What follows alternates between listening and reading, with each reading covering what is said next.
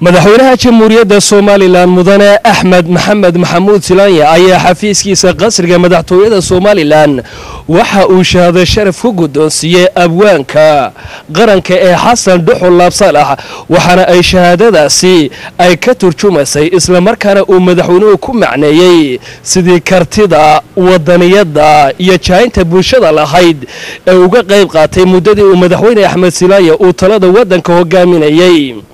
wasiirka wasaaradda xanaanada xoolaha Soomaaliland mudane Cabdullaahi Maxamed Daahir Cukuso oo ka hadlay shahaadada uu madaxweyne Axmed Silaanya uu guddoonsiiyay abwaanka qaranka ee Xasan Dhuxul Laabsalax ayaa waxa uu yiri madaxweynaha jamhuuriyadda Soomaaliland mudane Axmed Maxamed Maxamuud Silaanya waxa uu saaka xafiiskiisa ku qaabilay Xasan Saleebaan Dhuxul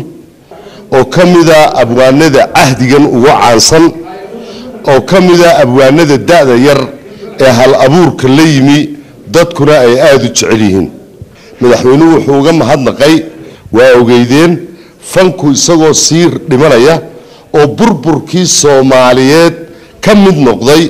oo la waayay hal abuur dalka gudihiisa jooga oo wax cusub curiya ama suugaan cusub la yimaada ayay mar kale sida ay Soomaaliland geeska Afrika uga tahay cadceed soo baxday